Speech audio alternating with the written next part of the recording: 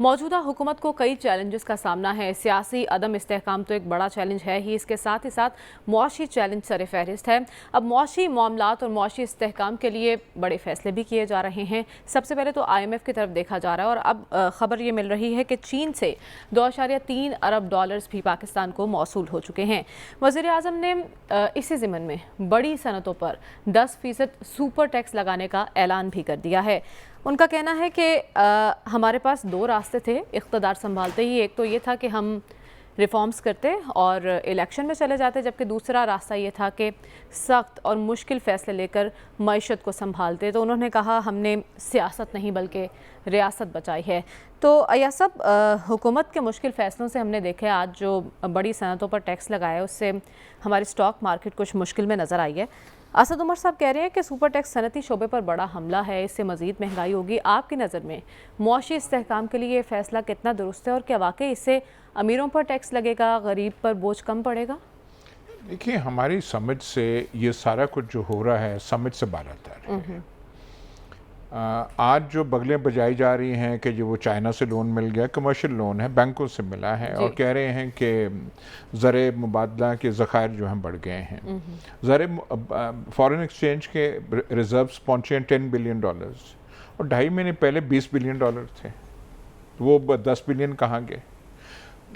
Tax base आपका expand कर रहा था, एक्सपोर्ट्स आपके रिकॉर्ड पाकिस्तान की तारीख में इतने नहीं थे, इंडस्ट्री खुश थी, फैसलाबाद की वो चल रही थी जो पहले बंद पड़ा करती थी वो तो ये सारा कुछ जो है यहाँ पे उखाड़ पिछाड़ करने का, ये पहले भी सवाल हम पूछ चुके हैं पर इसका कोई जवाब नहीं आ रहा। 3.5 साल रोना था, महंगाई इमरान खान ने मार दिया, PTI ने मार दिया, क्या क्या मतलब महंगाई के मौजू पे कौन से ड्रामे यहाँ पे नहीं होते थे। आज महंगाई को सख्त फैसले कहा जा रहा है। अब वो सख्त फैसले ले रही है, मुश्किल फैसले ले रही है, मतलब वो भी कौम पे एहसान कर रही है। मुश्किल फैसले मतलब क्या आप कर रहे हैं, आगे क्या होना है किसी को नहीं पता। वो फाइनेंस मिनिस्टर साहब रोज़ कुछ ना कुछ कह देते हैं। आज भी उन्होंने कहा कि देखें जी, पेट्रोल बढ़ा दिया है, डीजल बढ़ा दिया है और अवाम बाहर नहीं आए। अवाम बिल्कुल मतलब है कि उन फैसलों के साथ हैं। तो ये कोई बता नहीं, इमरान खान कौन सी चीज़ नहीं कर रहा था या खुश असलूबी से नहीं कर रहा था, जो आए हैं माहिर सियासत और माहिर माशियात जो हैं वो ये कर रहे हैं। वो भी टैक्स बदतदरीज बढ़ा रहे थे। ये जो है कि जी पेट्रोल का जो था नीचे आवाम को रिलीफ मिला, लेकिन वहाँ भी बढ़ जाने थे। तो ये कौन सा अफलातूनी काम अब हो रहा है जो पहले नहीं था। ये 20 बिलियन का रिजर्व आपके पास था, आज $2.25 बिलियन का चाइना से, चाइनीज बैंक से कमर्शियल लोन है जी। और यहाँ पे फतेह के शादियाने के हमें मिल गया है, फॉरेन एक्सचेंज रिजर्व्स को वो किया है। मतलब ये तमाशा कोई एक्सप्लेन तो करते हैं ना कि ये क्या है। और हर चीज़ का मलबा, और ये इस छोटे हद तक जा रहे हैं, हर गुनाह का मलबा इमरान खान पे डाल रहे हैं। अच्छा। इमरान खान ने कर दिया था। हम डिफॉल्ट की तरफ, कौन से डिफॉल्ट की तरफ जा रहे थे? जितनी नेगोशिएशंस IMF के साथ तब भी जारी थी, लेकिन इतने बेचारगी के माहौल में नहीं जितना कि ये कर रहे हैं, जितना IMF ने इनके कान मरोड़े हैं, ऐसे शौकत तरीन के साथ नहीं हो रहा था। अच्छा। वो अपनी बात मनवा रहे थे, वो अपनी बात उन्होंने यहां तक कहा था कि ये जो हम पेट्रोल और डीजल पे सब्सिडी दे रहे हैं, ये हम फलाने पोर्टफोलियो से, फलाने मद से हम पैसे ला रहे हैं।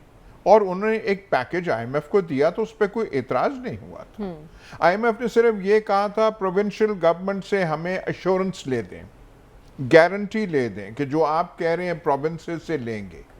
यहाँ पे आके प्राइम मिनिस्टर लेटा हुआ है और वो जो प्राइम मिनिस्टर का जो बयान है वो तो मजाक अजीम बन गया है।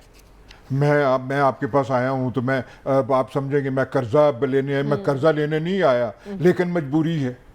वो पूरा आप देखें वो आप किसी बॉलीवुड के स्क्रिप्ट वाले को कहें और एक्टिंग करे, वो ऐसे ना बना सके जो प्राइम मिनिस्टर साहब वहां पे कह रहे हैं कि आप समझेंगे कि मैं मांगने आ गए। मांगने नहीं, आप मजबूरी में। क्या ड्रामे आप कर रहे हैं और कौम को आप बेवकूफ बना रहे हैं। हम जब थे, हम कोई इमरान खान के तरफदार नहीं हैं। इस प्रोग्राम में बैठ के हमने ऐसे ऐसे अल्फाज जब वो हुकूमत में थे इस्तेमाल किए। हम तो ये कहते ये चबल मार रहा है। हमने यहां तक कहा कि इनकी बातें हमसे बर्दाश्त नहीं होती।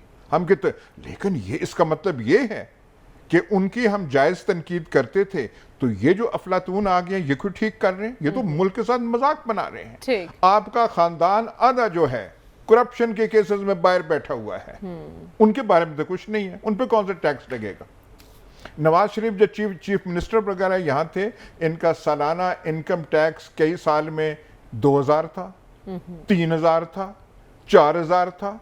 यार ये यहां पे हालत थी, उस पे वो टैक्स लगेगा। ठीक, मतलब वो सारे जो आपका दामाद है, वो जो आपके भतीजे हैं, फलाने हैं, जो केसेस, जो प्राइम मिनिस्टर खुद है जिसके जमानती आप हैं, आप रूल ऑफ लॉ डेमोक्रेसी की बात करते हैं। भरी अदालत में कह के गए थे 6 हफ्ते के बाद आ जाएगा। वो 6 हफ्ते पता नहीं कौन सी बीमारी है, कौन सी कोई इंटरनेशनल किस्म की वो बीमारी है जिसका ना सुराग मिल रहा है, ना सिर ना पैर उसकी वो समझ आ रही है। और आप कौम को ऐसे बेवकूफ बना रहे हैं रोजाना की बुनियाद। ठीक है, तो कौम को बेवकूफ़ बना कौन रहा है? पीटीआई वाले कह रहे हैं कि आप बेवकूफ़ बना रहे हैं, वो कह रहे हैं जी आप सब कुछ करके गए।